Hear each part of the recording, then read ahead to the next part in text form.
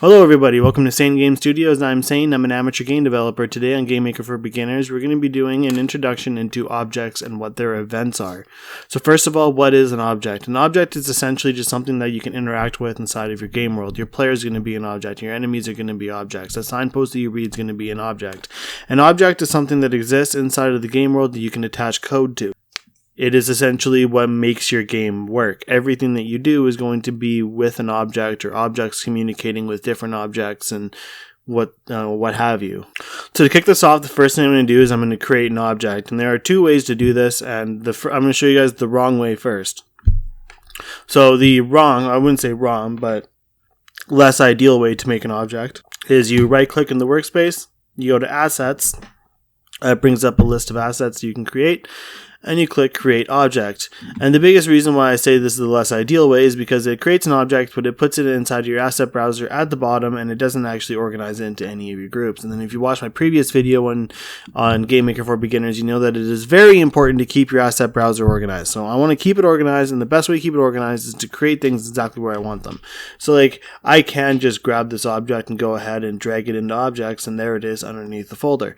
That absolutely works. But the better way to do it is I'm just going to right click on the objects folder. I'm going to go and hover over create, and it's going to bring up that same menu of different types of different types of assets that I can create, and I'm going to select object.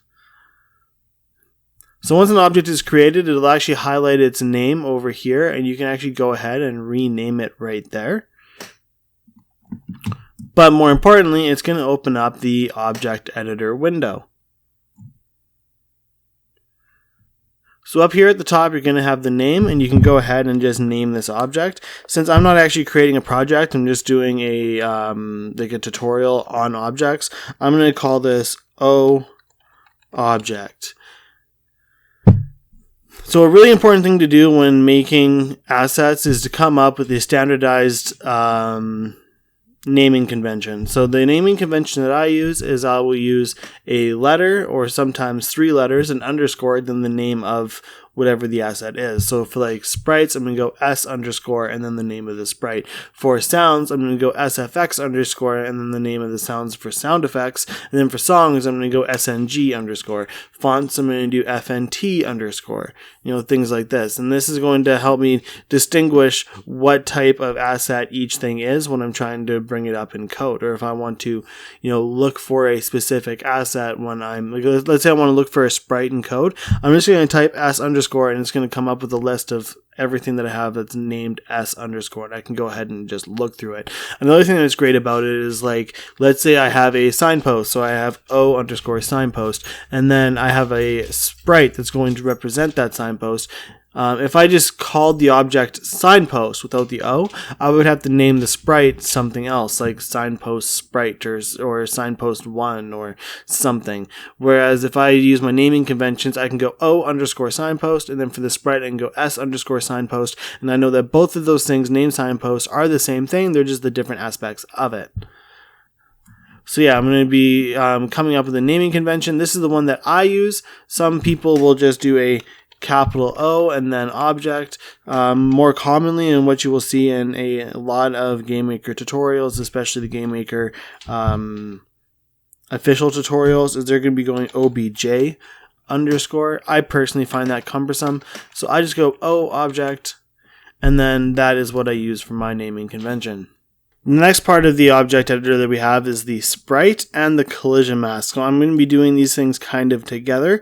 So you can select a sprite and you can assign a sprite to the object, and then you can select a collision mask for that sprite, for the object with that sprite, and it can either be the same collision mask as that sprite, it can be a different collision mask, things like this. And there are reasons why you would want to set the collision mask to just be one specific collision mask instead of just same as sprite, but we'll get into that soon.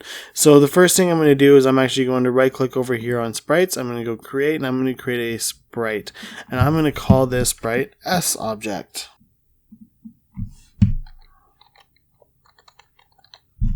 And then I'm going to edit the image, and I'm just going to give it a color, and I'm just going to make it a square.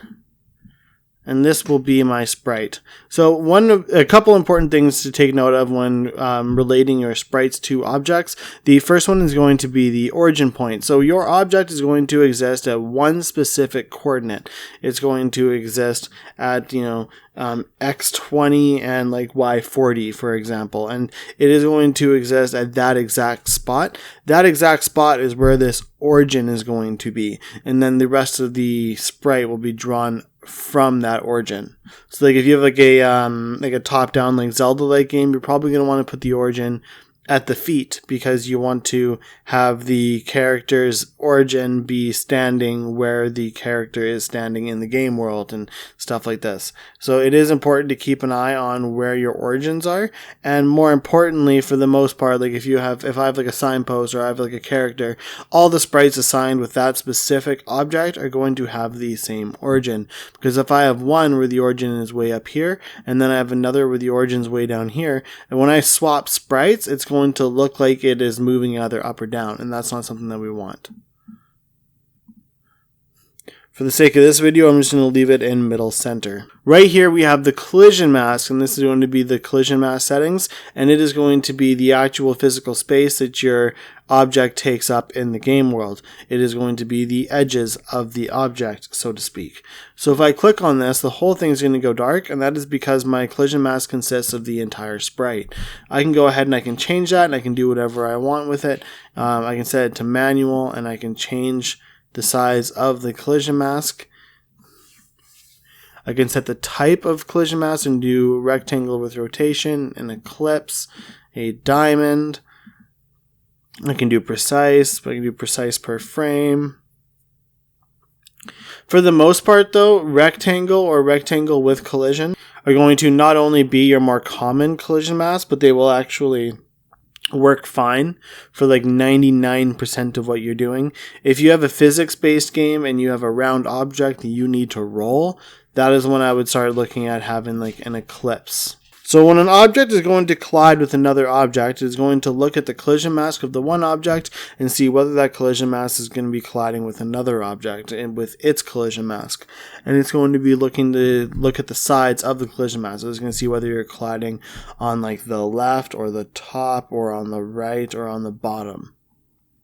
It's not going to pay a whole lot of attention to the origin for this, but you do want to have the origin inside of the collision mask, because when you are asking if you are colliding at like your current X position plus, it is going to be looking at the origin, because that is what your actual X position is. And if that doesn't make a whole lot of sense to you, what I just said, that's absolutely fine. It makes a lot more sense when you start looking at collisions, and if you want to know more about that, you can go to my channel and look at like my platformer movement tutorial, and where I start to actually get into collisions. But for the sake of this tutorial, I'm going to leave it automatic. I'm just going to have my entire sprite be the collision mask.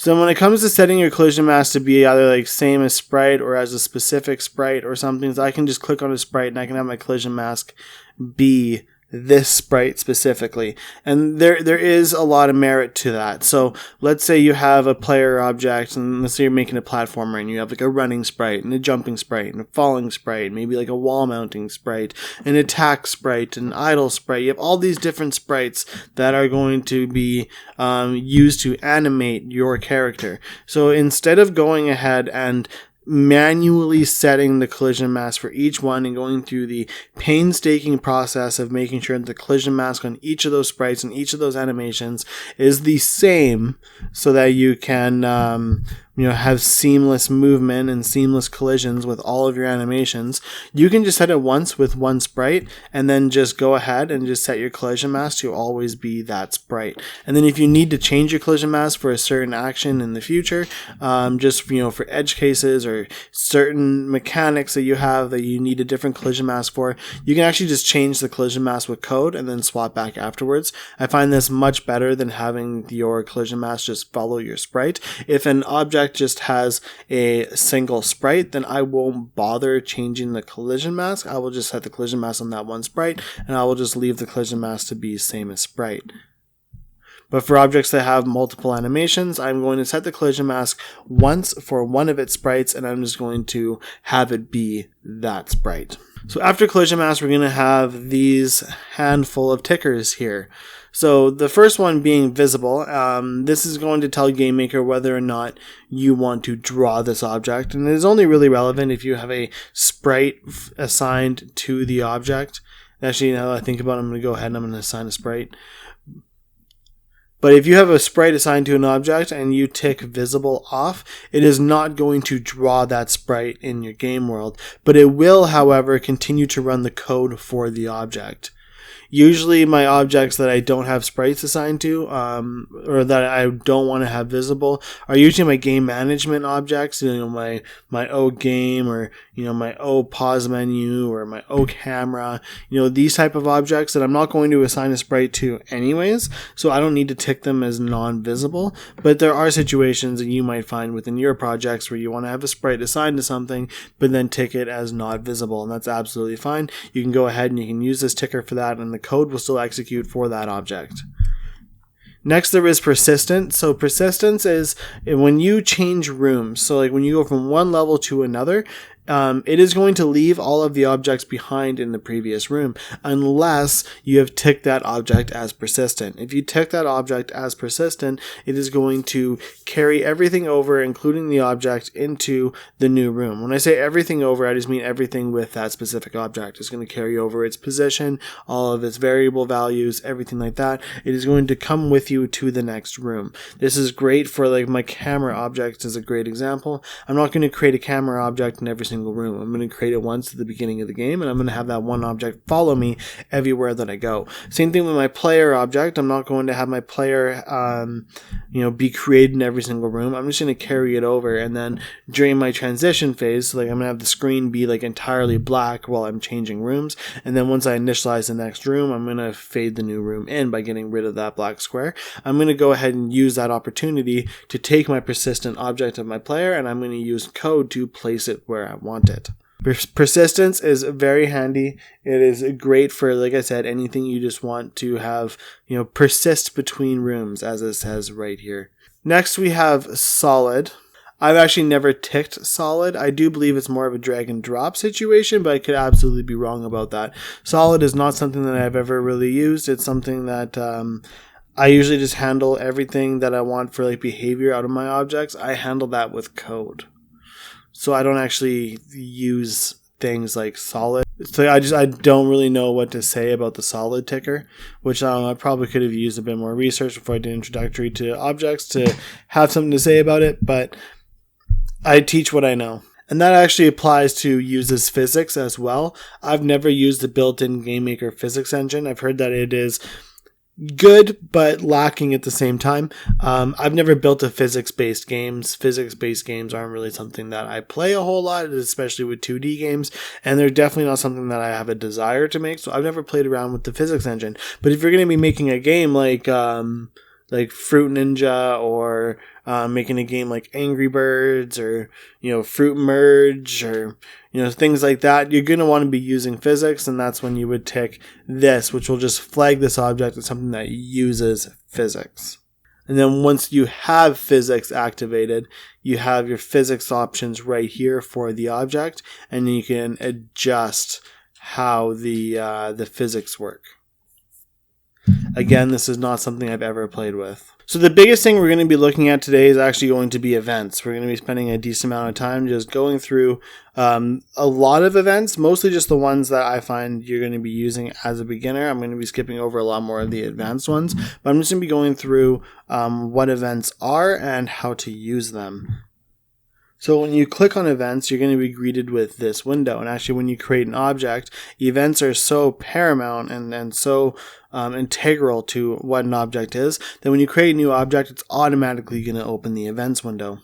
So what is an event? An event is where you write your code. You can write your code inside of events, and then the type of event is going to tell Gamemaker when it is that you want that code to be executed.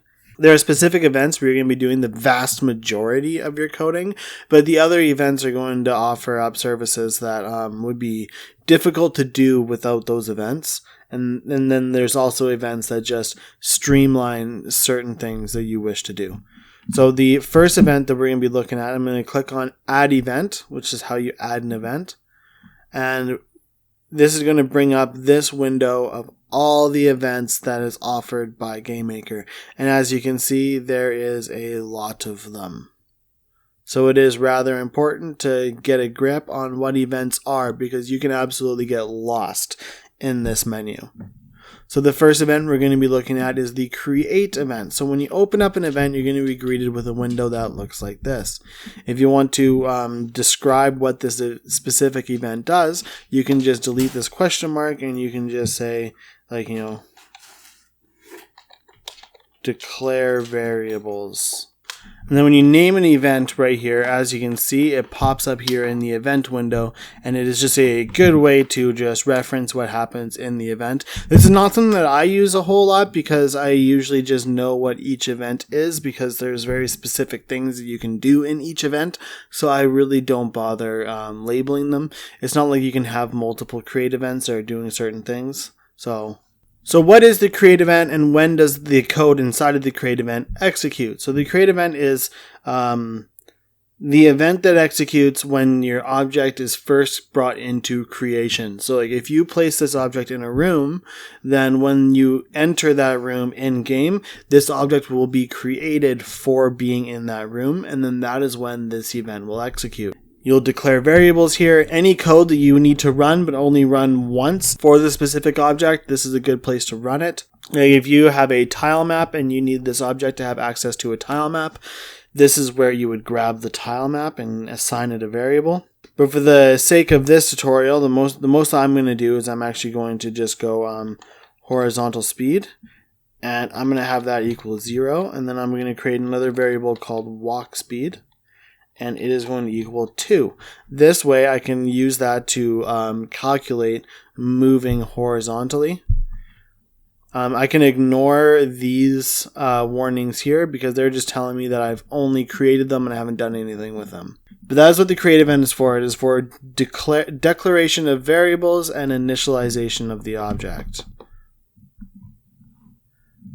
So the destroy event is almost the exact opposite of the create event. It is going to execute once when the object is destroyed. And the best thing to use this event for is like if you want your objects to drop power-ups or coins or something. Like let's say you're making a Zelda game and you're throwing a pot and the pot breaks and you want it to drop like a pickup, you would destroy the pot when it breaks, and then you would use the destroy event to drop the pickup.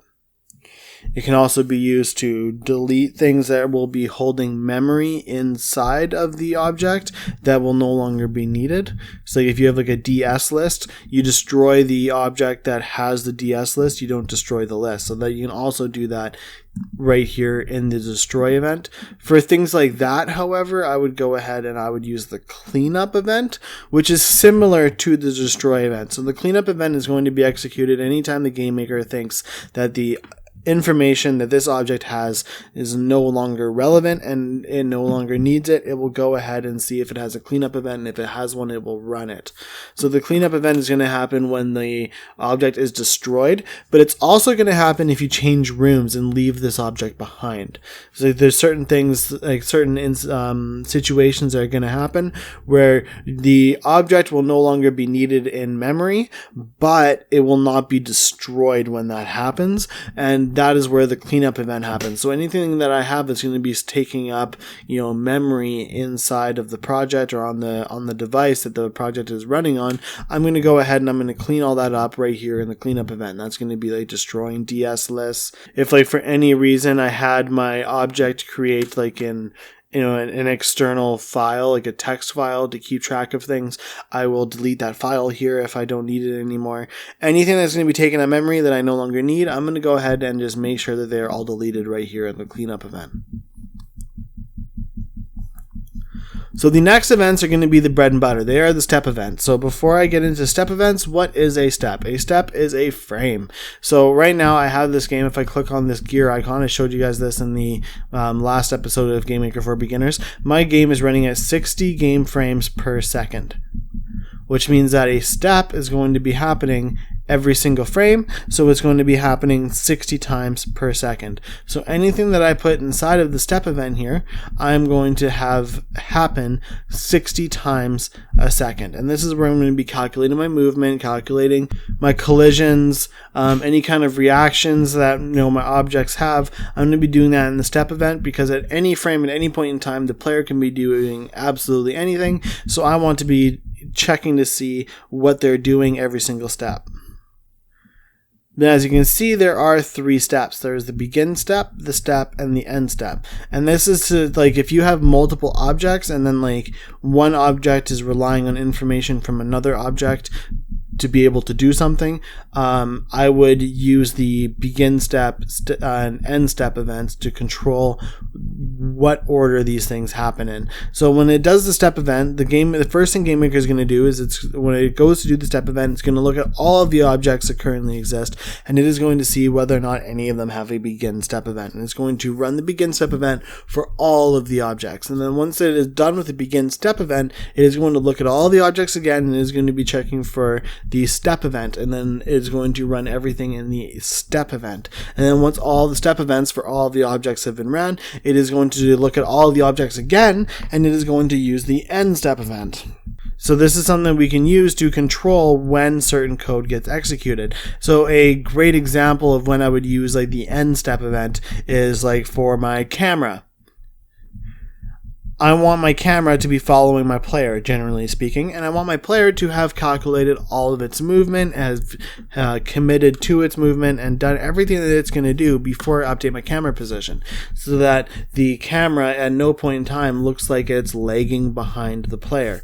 So I want to do all of my movement and all that stuff for my player inside of the step event, and then in the end step event, I'm going to be updating my camera position. That way I know that the player is where it's going to be by the time that Gamemaker draws the next frame to the screen, and then it will then update where the camera is to actually tell Gamemaker where the actual viewport is and what it is that it's drawing, so they can calculate the positions of everything inside of the screen. But the vast majority of your code for all of your objects is going to be executed in one of these 3 step events. And then for the majority of the code that happens in these 3 step events, the majority of that is going to be inside of the step event. Like I said, this is where I'm going to be calculating all of my movement. It's where I'm going to be checking for my player inputs. It's where I'm going to be doing 90% of the magic that is my game. Is all going to be happening inside of the step event. Then this also relates to performance. The more that you have your game doing in a single step, the longer it's going to take to do it. So you essentially, at 60 frames per second, your project has 1/60th of a second to execute all of the code in the step event. And if you have more code than it can execute in that time frame, then you are going to end up with losing frame rates, and you're going to get performance issues and lag. There are a lot of tricks that we can use to really control how much code is actually being ran in a specific step, and only running the code that we need for what is actually happening.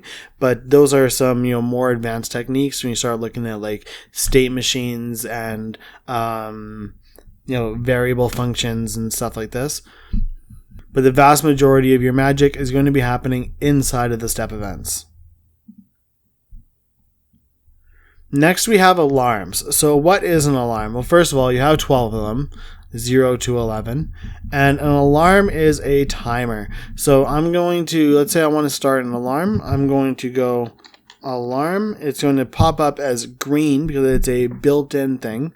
And then I'm going to open up some square brackets because alarms are always treated like arrays. And if I want to use alarm 0, I'm going to put a 0 in here. If I want to use alarm 7, I'm going to put a 7. If I want to use alarm 11, I'm going to put an 11. Generally speaking, you have way more alarms than you're ever going to need. But again, what is an alarm? So an alarm is a timer, and it's almost like a counter, and I give it a value. So let's say I give it a value of 60. It is going to, every single frame, it is going to count down by 1 until it hits -1. And when it hits -1, it's going to stop counting. So when it hits 0, anything that I put inside of this event the alarm 0 event, will run. So this is a way that you can set up timers, or you can do, if you want your object to do a specific thing every second, I can put all that code in here, and then at the end of it, I can reset this alarm to equal 60. And that will just restart the alarm after it does that. But they are just built-in timers, but instead of using time, they're going to use frames. So when I set an alarm to equal 60, everything's going to execute 1 second later because my game is running at 60 frames per second. If I set my alarm to be 90, it's going to run 1.5 seconds later. If I set it to 120, 2 seconds. Set it to 180, 3 seconds.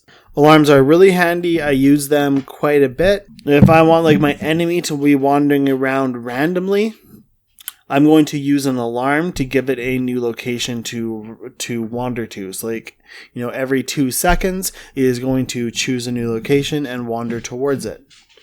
2 seconds later, it is going to choose a new location and wander towards it. And alarms are the best way to pull this type of behavior off. The next event we're going to be looking at is the draw event. So there's actually a lot here. There is the regular draw event, and then there's the draw GUI event. And then each of these have the same thing as a step event, where you have begin, normal, and end. And then you have the GUI begin, the normal GUI, and the GUI end. And it works a lot of the same way as the step event, with one basic difference, and the difference is you can use these to draw things. So every single object that has a sprite attached to it is going to have a default draw event, and as soon as you open that draw event, you are going to be overwriting it. Even though this object is ticked to visible and has a sprite, now that I have an empty draw event, it will no longer be visible. So to fix that, I'll just replace the draw event with what the draw event is.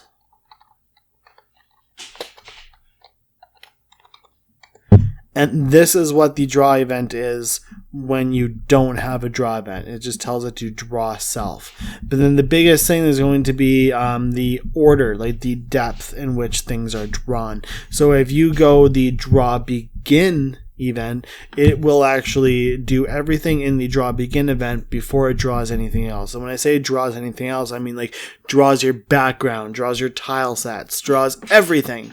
So anything that you draw in the draw begin event will be drawn, but everything else will be drawn on top of it, so you won't actually see it. And then it's the opposite with the draw end event. So with the draw end event, you can manipulate the depth. Let's say you want something to exist in front of everything else, but still be drawn to the game world. Then you can use the draw end event, and what it's going to do is it's going to draw everything else, and then it will draw what's in the draw end event, and that's going to cause the object being drawn to be drawn in front of everything else. So it won't actually affect the depth value of the object, but it will affect the perceived depth by the player.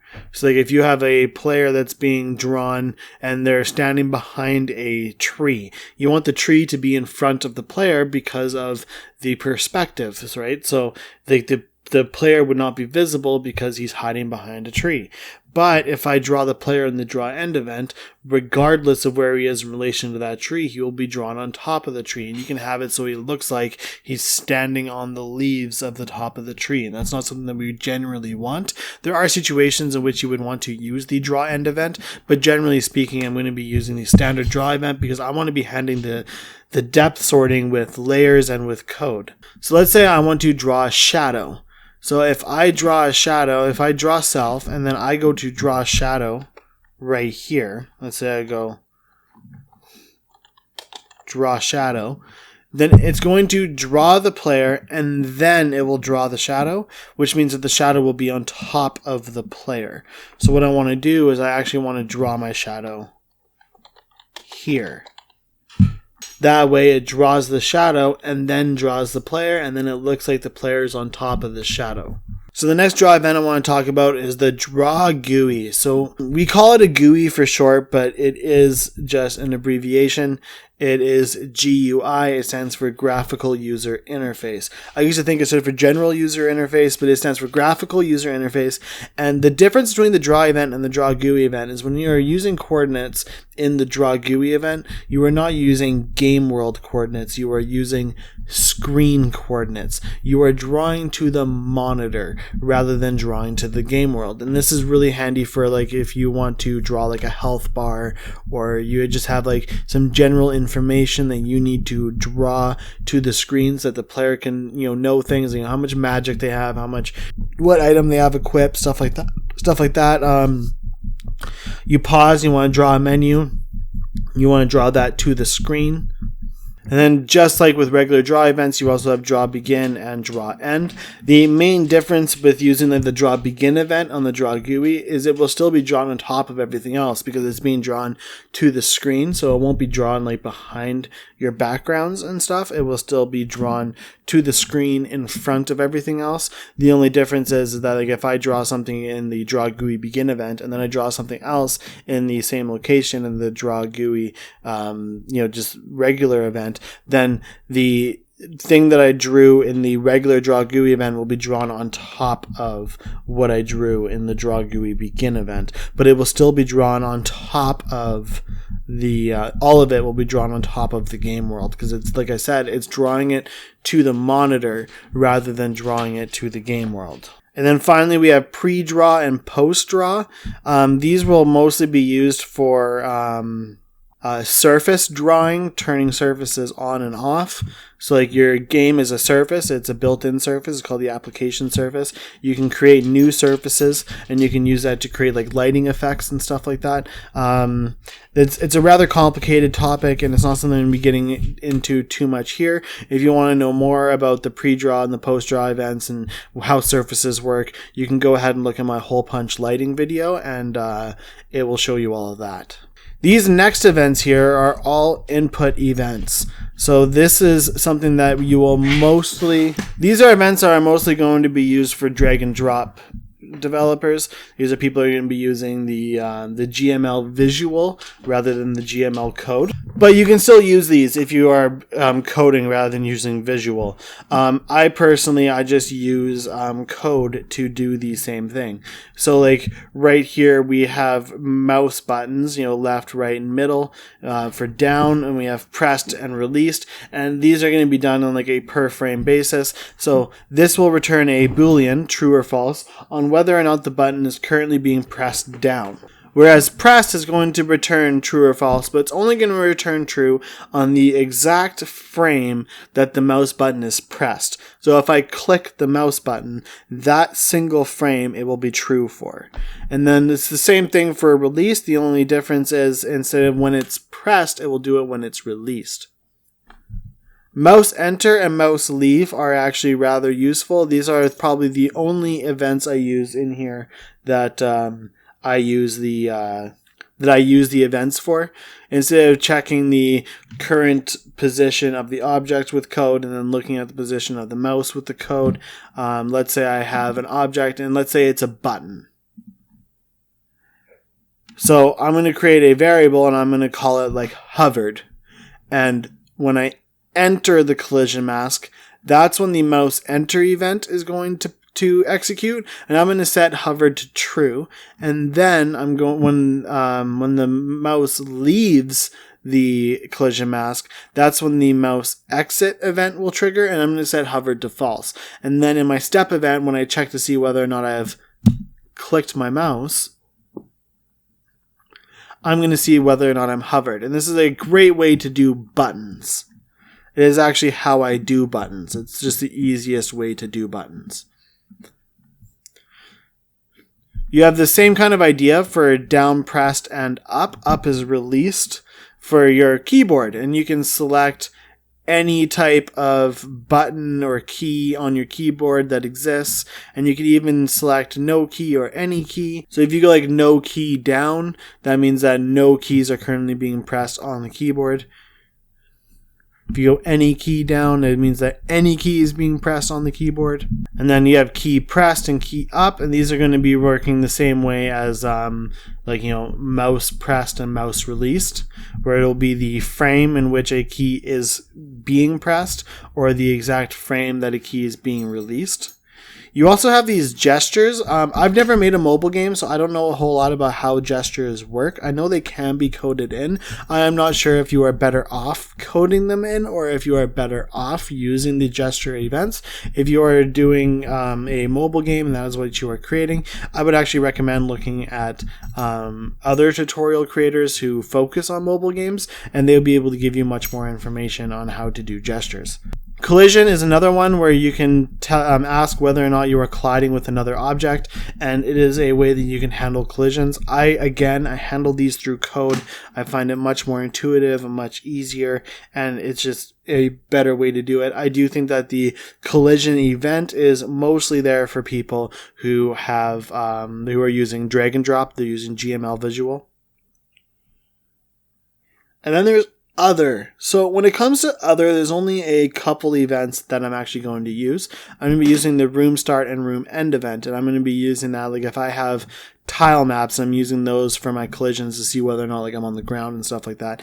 At the room start, I'm going to be updating my tile map, because if I don't update my tile map, I'm going to be using the tile map from the previous level. And if there's a platform that is somewhere that doesn't exist in the new level, I'll still be able to jump on it if I don't update my tile map. So I'm going to be doing that in the room start and room end event.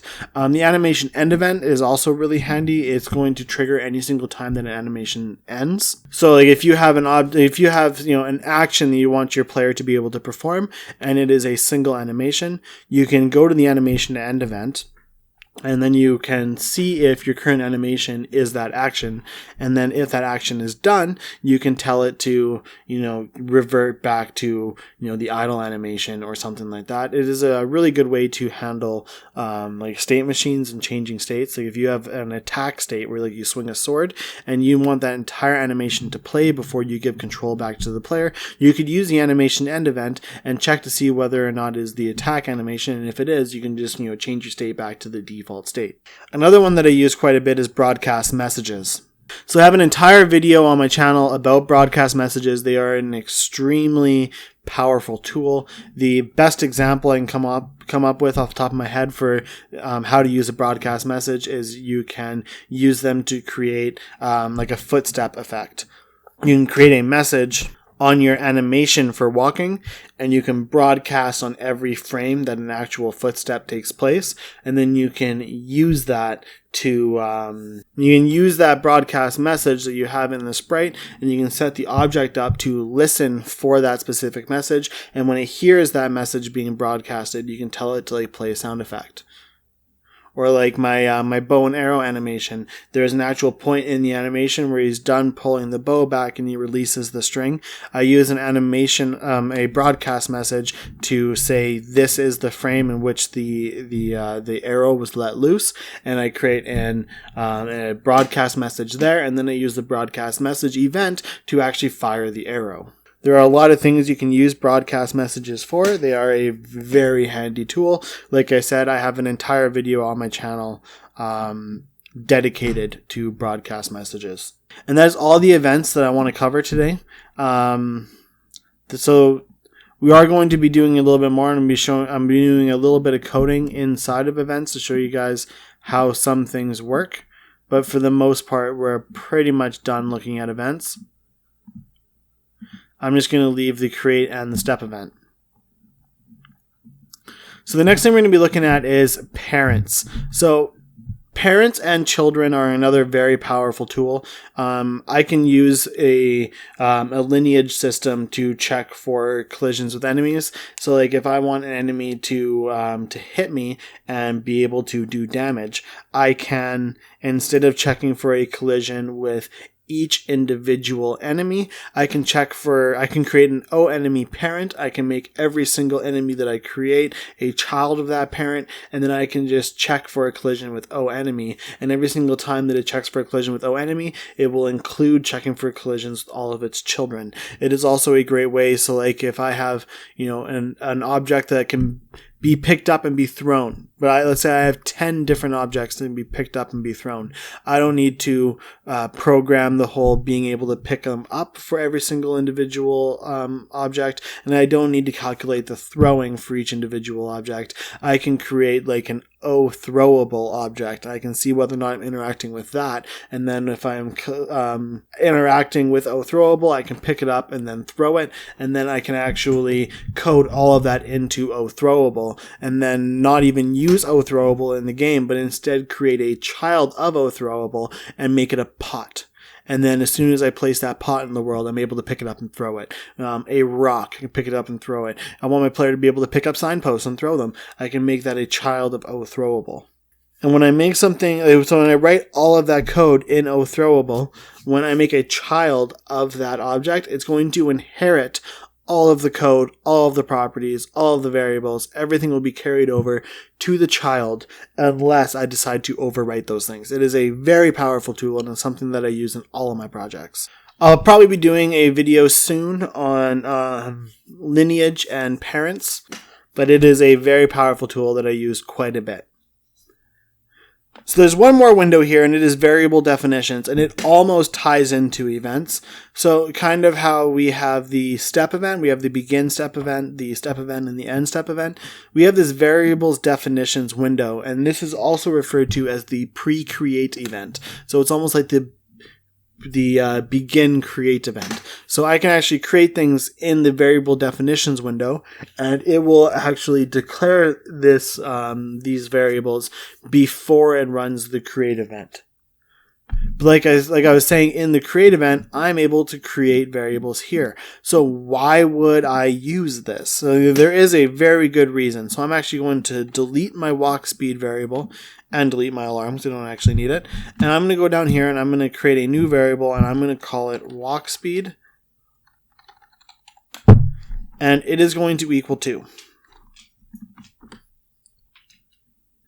So this variable now exists inside of my object, and the biggest thing that this is actually going to achieve is anything in the variables definitions window, you can edit them on a per instance basis. So like if I go to my room editor and I select my instances layer and I drag an O object and I drag another O object, I'm actually going to be able to interact with what is called the instances editor window. So each one of these is an instance. So they're the same object, but they're separate instances of that object. And if you double click, you're actually going to be met with this window. And this is going to actually give you a lot of things.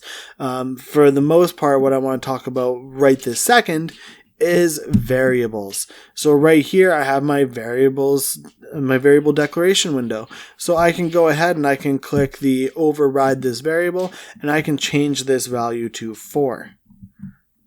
So now this instance of this object has a walk speed of 4, but this one has a walk speed of 2. And when I go ahead and code my movement, which I will be doing towards the end of this video, we will be able to see them moving at different speeds. So there is actually a lot here. This gives you the instance number, which you can change at any point in time. Now I can just have this be object 1, and this instance is called object 1. And when I refer to object 1 in code, I won't be referring to, O object. I will be referring to this specific O object. Here you can also change what object this instance is, same way that you would update the sprite in the object editor. You can also go edit object, and it will pull up the object and you can edit the object. The main reason why you don't want to edit objects here, if there is like a slight bug or you mistype something and you just want to fix it quickly in the room editor, you can absolutely do that here. But anything that I change right here in the edit object window will also affect every single other instance of that object, because you are not editing the instance of the object, you are editing the object. There is also creation code. This is another thing that we can do, that it adds on to the create event of the object. And I can say, when this instance is created, I want to run this code. And I find this really handy for, like, if you have something in one room that's going to be able to affect an object in another room, then you can use the instance creation code to check. Or, like, let's say you have a quest and one of the quest objectives opens a door and your door is an object. You would look here to see whether or not that objective has been completed, and if it has, you would open the door here. You can also affect the color of an instance. I prefer to either use shaders, which is a very complicated subject, or use the sprite editor to change the color of certain instances and just create like a new sprite for it. The main reason why is because when you change the color here, it doesn't actually change the color there. It is going to apply a tint. So let's say I were to apply red, it becomes black. Say I were to apply a weird pink. See, it affects the color of the sprite, but doesn't change the color of the sprite. It applies a tint to it. There is also rotation, where I can rotate the object.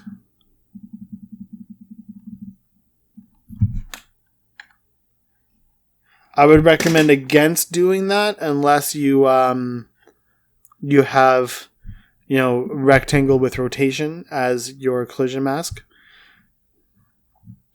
You also flip it on the X and Y axis. This will turn it upside down or flip it horizontally. And you can also affect the scale. So I can make it twice as wide.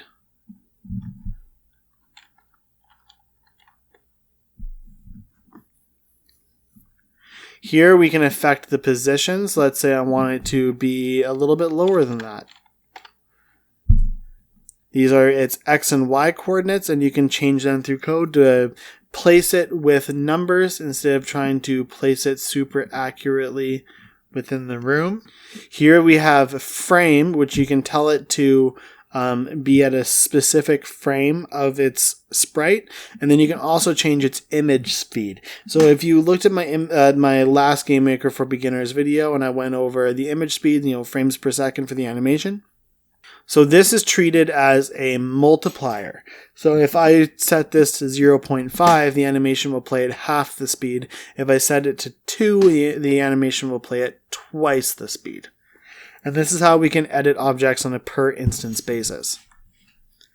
So the last thing that I want to do is just to show exactly how events work, is I'm going to just make it so when I press the left and right keys, these things move left and right.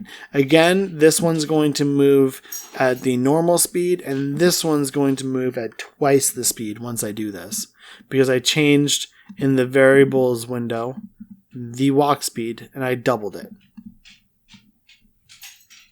So I'm going to go back to my workspace, and I'm going to go to my create event again, and I'm going to add a couple more variables. I'm just going to go key right, and it is going to equal false because I want it to be a true or false. And I'm going to go key left, and it is also going to equal false. I am then going to go into my step event because that is where I'm going to be doing most of my magic. And I'm going to say key right equals keyboard check VK right. And then key left is going to equal, so key left is going to equal keyboard check VK left. And these are going to be the left and right keys of my keyboard. Next, I'm going to create a local variable. I'm going to call it move, and it is going to equal key right minus key left.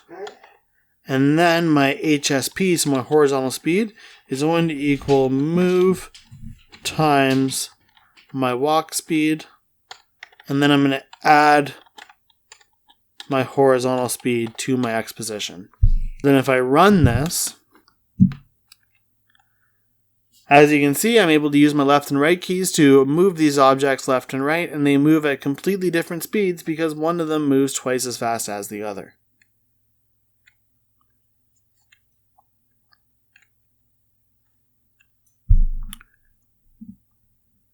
But that is all that I have. That is my introduction into objects.